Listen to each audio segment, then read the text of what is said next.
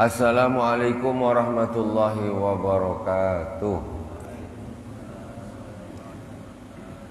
Alhamdulillahilladzi an'ama alaina bi ni'matil iman wal islam. Wassalatu wassalamu ala sayyidina wa maulana Muhammadin sayyidil anam wa ala alihi wa sahbihi ya nabiil ulumi wal hikam. Allahumma salli ala sayyidina Muhammadin tibbil qulubi wa dawaiha wa afiyatil abdani wa shifaiha wa nuril absari wa diyaiha wa ala alihi wa sahbihi wa sallim. Ila hadratin Nabil Mustafa Muhammadin sallallahu alaihi wasallam jami'a akhwani minal anbiya wal mursalin wa sahabati wa tabi'in wa tabi'in tabi'in wa jami'ul ulama wal awliya was salihin wa jami' masyayikhina fid din. Utusan Abu ya Sayyid Muhammad bin Alawi Al-Maliki Al-Hasani wa Sayyid Ahmad bin Sayyid Muhammad Al-Malik Al-Hasani wa amadana Allahu bimadadihim wa afadha alina min barakatihim wa anwarihim wa ulumihim fid dini wa dunya wal akhirati bisirril Fatihah. A'udzu billahi minasy syaithanir rajim. Bismillahirrahmanirrahim. Alhamdulillahi rabbil alamin. Ar-Rahmanir Rahim. Maliki yaumiddin. Iyyaka na'budu wa iyyaka nasta'in. Ihdinas siratal mustaqim. Siratal ladzina an'amta 'alaihim ghairil maghdubi 'alaihim waladdallin. Amin. Bismillahirrahmanirrahim. Jamaah salat fardu subuh Masjid Baitur Rahman yang dirahmati Allah Subhanahu wa taala. Di subuh ini, pagi ini kita akan belajar mengambil suri tauladan mutiara hikmah dari Al-Imam Bishr Al-Hafi. Al-Imam Bishr Al-Hafi. Al-Hafi artinya tidak pakai sandal. Bishr yang tidak pakai sandal. Kenapa kok bisa namanya Bishr Al-Hafi? Nah, itu karena Bishr ini ketika dia mendapatkan hidayah dari Allah Subhanahu wa taala, itu ketika dia tak pakai sandal. Nah, akhirnya dia dalam rangka semacam mengenang, mensyukuri, dia tak mau pakai sandal. Karena hidayah itu turun, Allah memberikan hidayah turun pas dia waktu itu melepaskan sandalnya. Makanya sampai dia kemudian masyhur disebut dengan Imam Bishr Al-Hafi. Nyeker. Hafi itu nyeker, tidak pakai sandal. Beliau adalah Bishr Al-Hafi bin Abdurrahman bin Atha Al-Imam Al-Alim Al-Muhaddis Az-Zahid Ar-Rabbani Al-Qudwah Syekhul Islam Abu Nasr Al-Marwazi Tsumma Al-Baghdadi Al-Masbur Bil-Hafi Ibnu Amil Muhaddis Ali bin Khosram Ulida sanata Isnin wa khamsin wa mi'ah. Beliau dilahirkan pada tahun 152. Berarti selisih 2 tahun dengan Imam Syafi'i. Imam Syafi'i 150. Tua Imam Syafi'i 2 tahun. Wa kana mimman faqa ahla asri fil wara' wa zuhud. Beliau ini orang yang termasuk orang yang unggul di zamannya di dalam urusan wara' dan zuhud. Wara' ini menjaga diri dari hal-hal yang subhat, dari hal-hal yang haram, dari hal-hal yang tidak baik. Dan juga zuhud, ya, tidak cinta dunia. Wa tafarrada bi wufuril maqli wa anwa'il fadli wa hasanat tariqah wa husnut tariqah wa istiqamatil madhab. Tuwfiya yaumal jum'ah di syahr Rabi'al Awal sanata sab'in wa isin wa mi'atain. Beliau kemudian wafatnya pada hari Jumat bulan Rabiul Awal tahun 227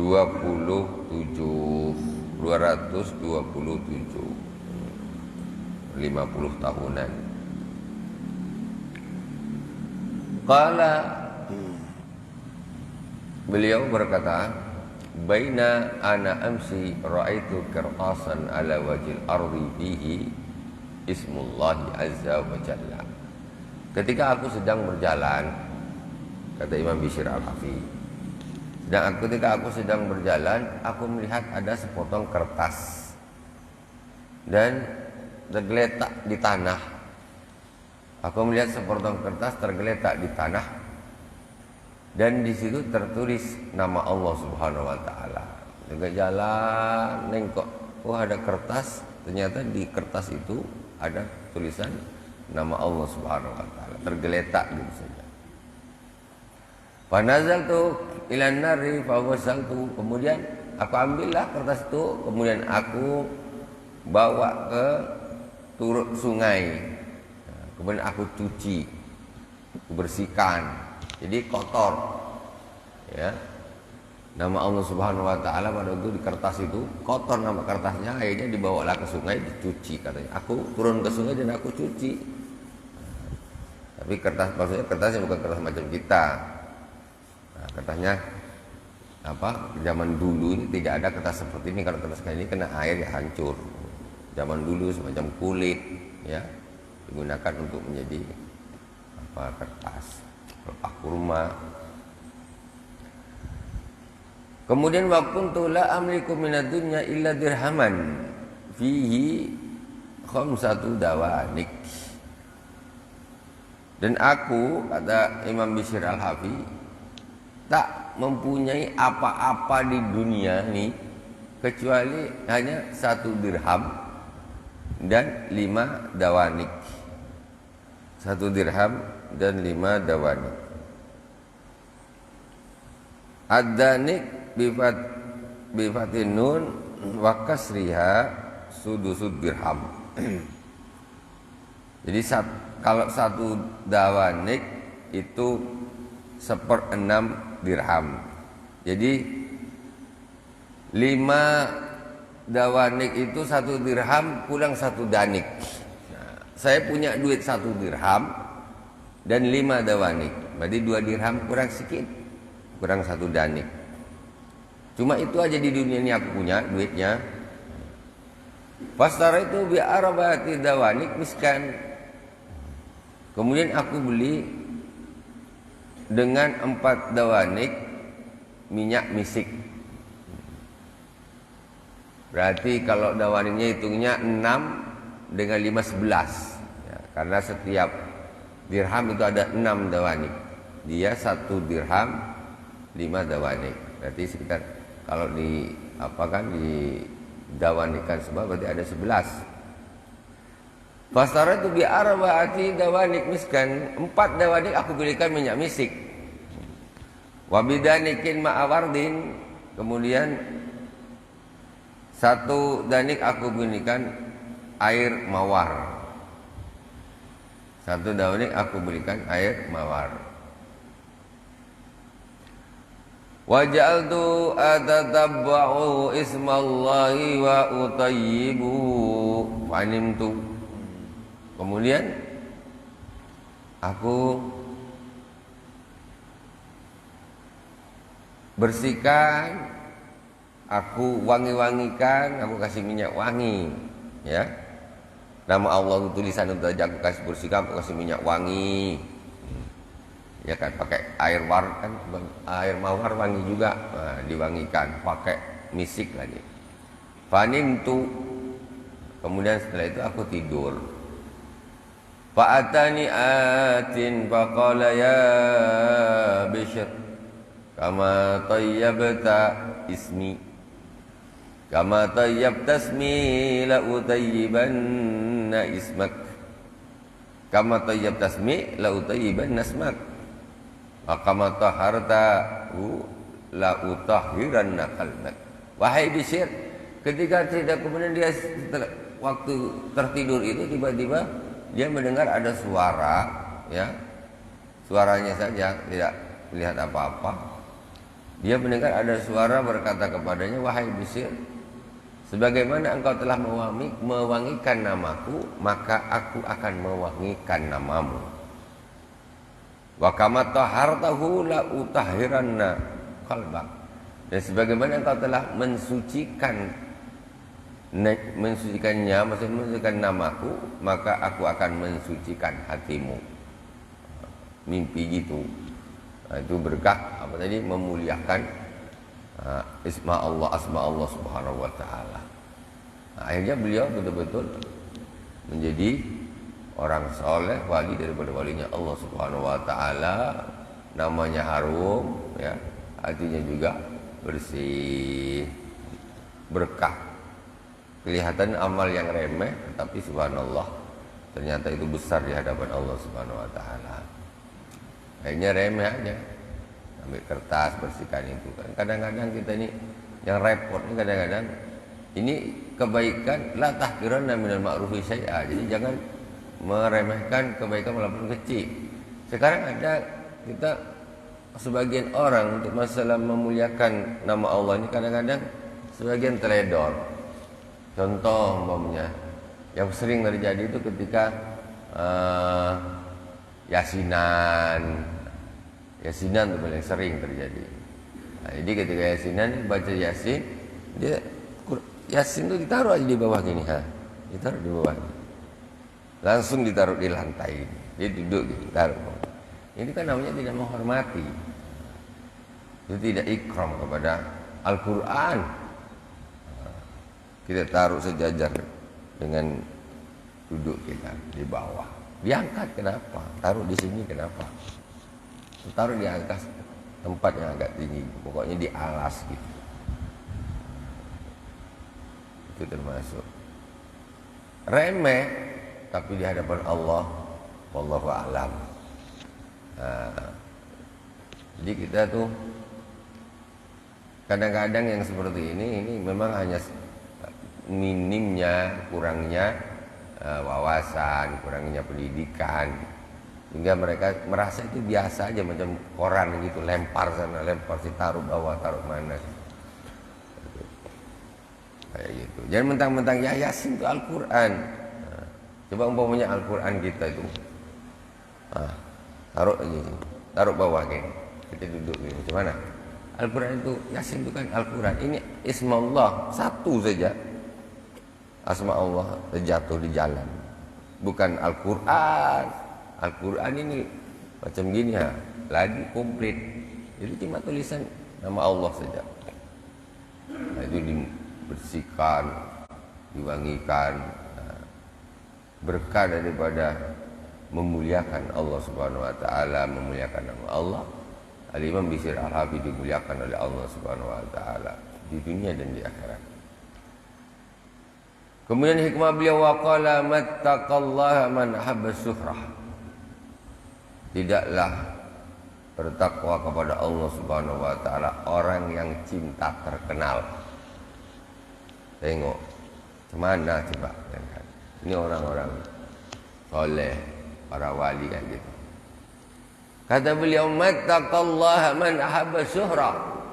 Tidaklah bertakwa kepada Allah Subhanahu wa taala orang yang suka terkenal. Kalau namanya sudah suka terkenal macam mana? Riya terus. Riya terus sampai mati. Kalau orang dah riya, apakah dia itu bertakwa? Ya tidak. Walaupun dia sholat.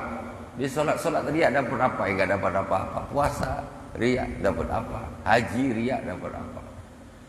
Sedekah riya dapat apa? Ya enggak dapat apa-apa.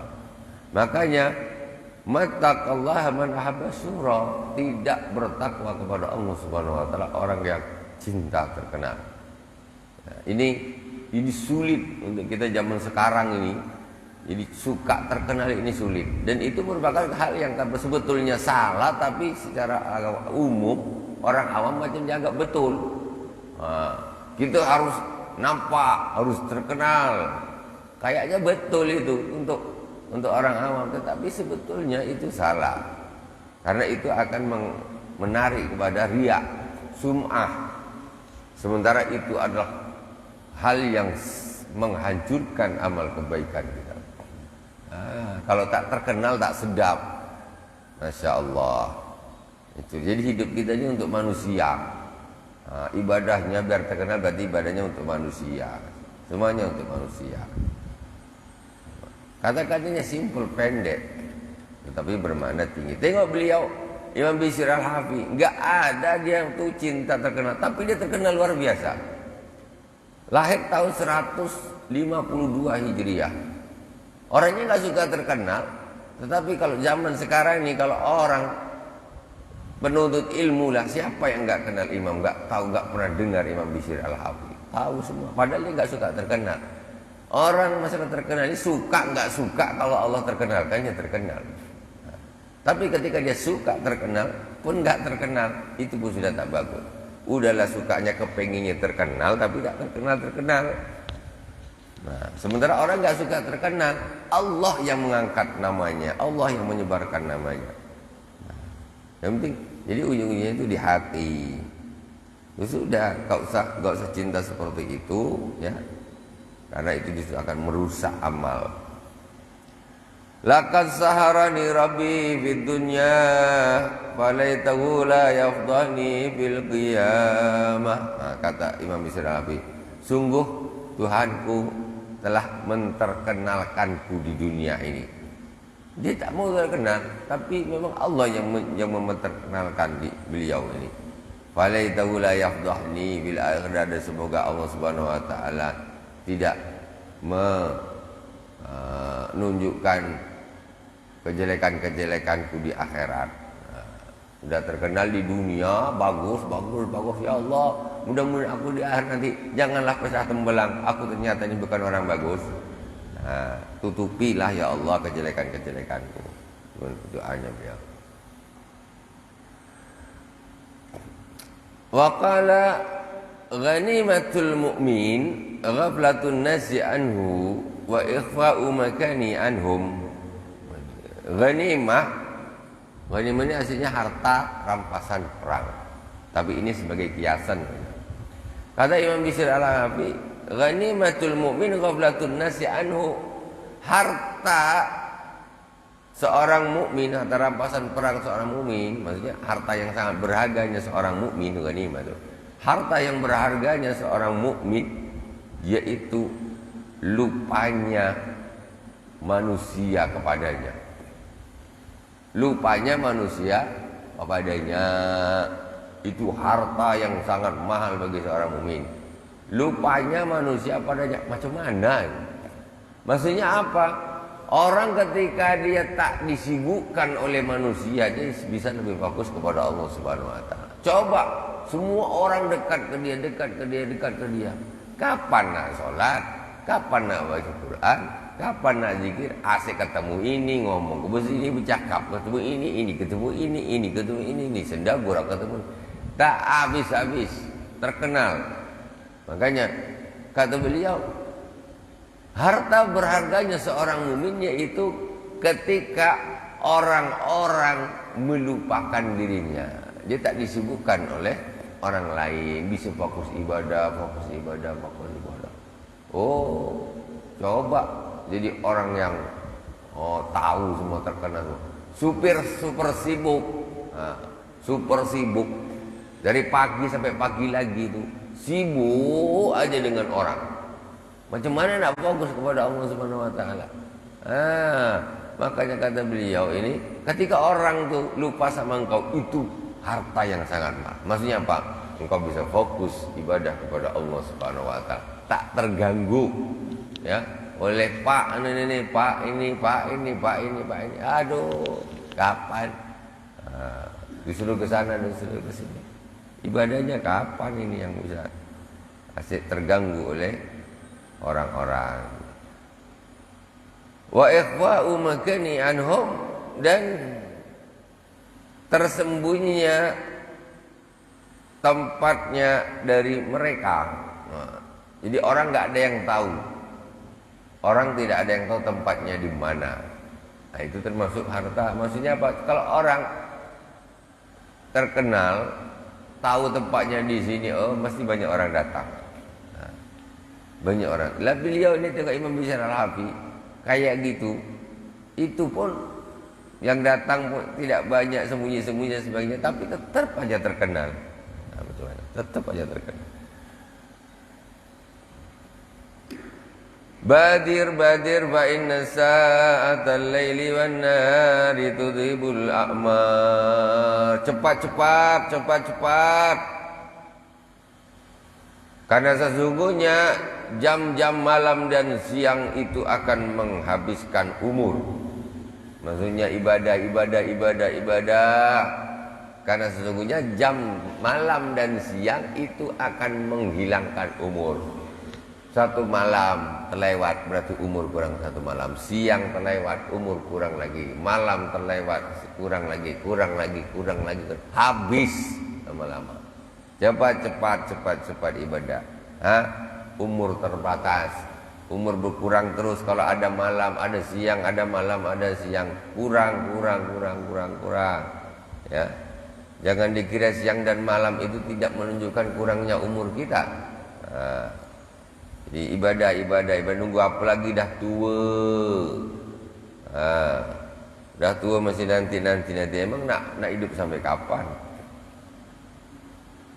Innal 'abda idza qassara fi ta'atillahi ta'ala salabahu man yu'nisuk.